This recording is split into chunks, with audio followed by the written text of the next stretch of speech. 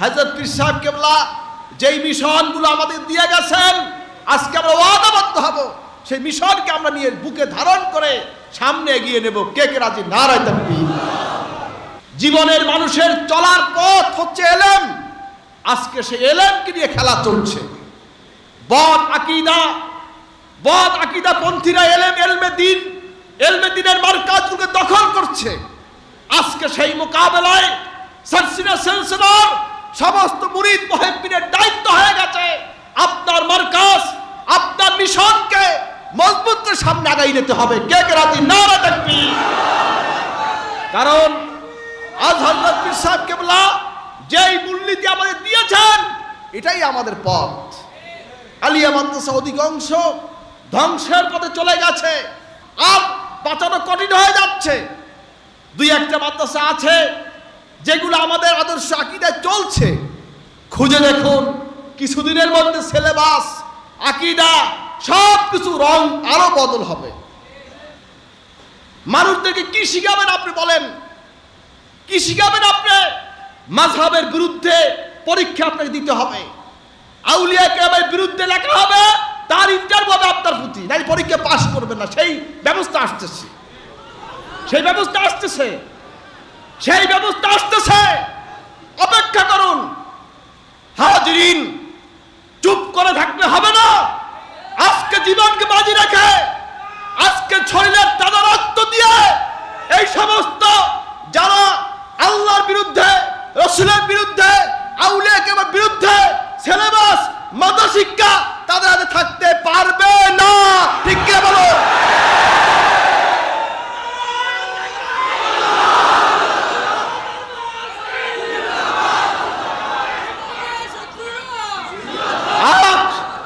আজকে আমি এই সিলসিলার দায়িত্ববান হিসাবে আপনাদের প্রতি আমার আহ্বান, আপনাদের প্রতি আমার ঘোষণা, আমার অনুরোধ রইল, আজকে থেকে দিনিয়া মাদ্রাসার জন্য আমাদের টাকা দিয়ে, জমি দিয়ে, পয়সা দিয়ে, শ্রম দিয়ে, রক্ত দিতে আমরা রাজি। কে কে রাজি? নারায়ে তাকবীর। হাজিরিন, যে সমস্ত আলিয়া মাদ্রাসায় দেখবেন আকীদা বিরুদ্ধে কর্মকাণ্ড হচ্ছে, আপনারা তাদের বিরুদ্ধে মিছিল করবেন, মিটিং করবেন, অবাঞ্ছিত ঘোষণা করবেন। কে কে রাজি? নারায়ে তাকবীর।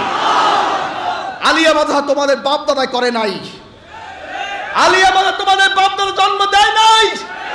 ৪,৫০০ আলিয়া মাদ্রাসা সরসিনা করেছে। ঠিক কিনা বলেন? আজকে তুমি সচিব হয়েছ, আজকে তুমি কি বলেন সরকারি অফিসার হয়েছ, তাই বলে প্রভাব খাটাবে? সে অধিকার তোমার নাই, সে অধিকার তোমার নাই। মিয়া সাহেব, সরকারের পৃষ্ঠপোষকতা শেখে থেকে যদি কেউ আকীদা বিরোধী কাজ করে, বাংলার মুসলমান তাদেরকে বয়কট করবে। ঠিক কিনা বলেন? আমাদের চেয়ার দরকার নাই, টাকার দরকার নাই, পয়সার দরকার নাই, ঈমান নিয়ে মরতে চাই। ঠিক কিনা বলেন?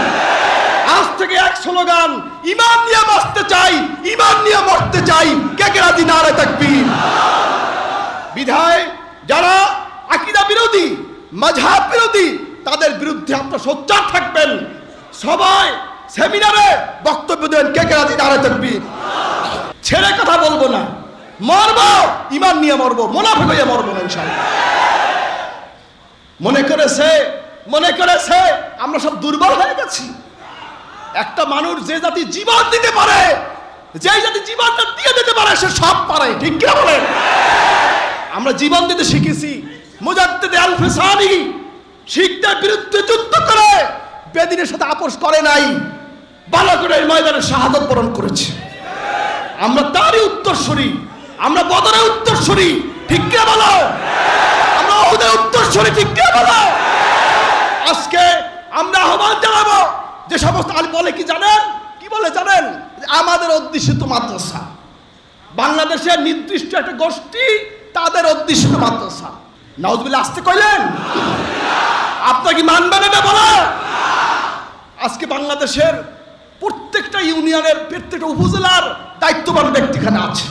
আপনাদেরকে আমি অনুরোধ করছি, এ সমস্ত মুনাফিক থেকে সতর্ক থাকবেন, মজবুত থাকবেন।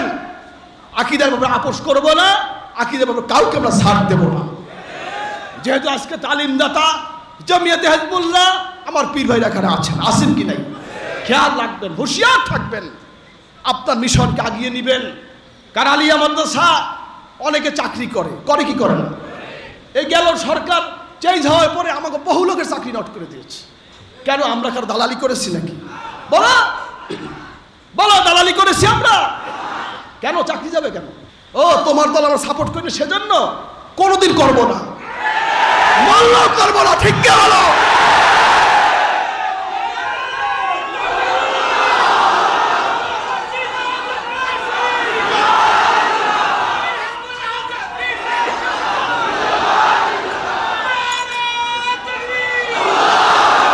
মজবুত থাকবেন আকীদার ব্যাপারে, আদর্শের কোনো আপোষ নাই, কোনো আপোষ নাই। সারসিনা দরবার সকলের জন্য খোলা, এখানে সব দলের লোক আসবে, আসবে কি আসবে না?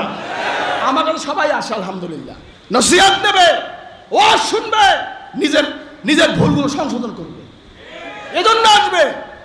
তোমার পাও চড়তে আমি যাব না, আপনারা যাবেন না।